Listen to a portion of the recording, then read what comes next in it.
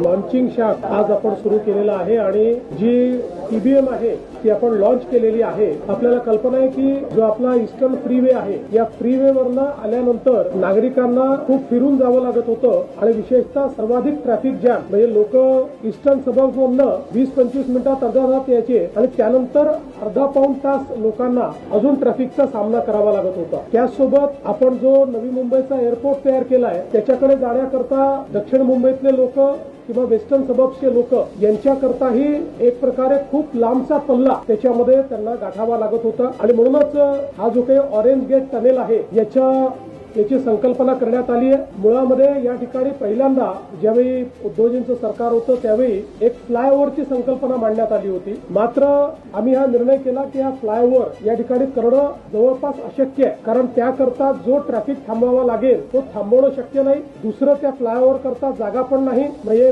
मोहम्मद अली रोडचा जो फ्लायओव्हर झाला त्याही पेक्षा कंजेस्टेड अशा जागेत तो करावा लागला असता आणि म्हणून ही ऑरेंज गेट टनेलची संकल्पना त्या ठिकाणी आपण मांडली आणि अतिशय महत्वाचा असा हा अर्बन टनेल असणार आहे की ज्याच्यामध्ये आपण ईस्टर्न फ्रीवेला कोस्टल रोडशी जोडतो आहोत आणि हा जो टनेल आहे आपण विचार केला तर जवळपास 700 प्रॉपर्टीजच्या खालून चाललेला आहे। त्यातल्या अनेक 100 वर्ष जुन्या हेरिटेज प्रॉपर्टीज देखील आहेत। ईस्टर्न रेल्वे आणि सेंट्रल रेल्वे या दोन्हीच्या लाईन्स खालनं तो चाललेला आहे आणि सगळ्यात महत्वाचं की त्याच्याही खाली असलेली आपली जी मेट्रो 3 आहे अंडरग्राऊंड त्याच्याही 50 मीटर खालून हा टनेल जाणार आहे। त्याच्यामुळे एक प्रकारे एक ज्याला इंजिनिअरिंग मार्बल म्हणतो अशा पद्धतीचं एक इंजिनिअरिंग मार्बल आपण तयार करतो आहोत आणि त्यासोबत याची जी सगळी लांबी आहे 2 ट्विन बोगदे आहेत। हे ट्विन बोगदे मिळून ती सगळी मिळून 9 किलोमीटर येईल, पण तसे 3-3.5 किलोमीटरचा एक बोगदा हा असेल आणि त्यातनं त्यांना सुरक्षिततेच्या दृष्टीने म्हणजे 2 लेन प्लस 1 इमर्जन्सी लेन अशा प्रकारची त्याची रचना असेल। मध्ये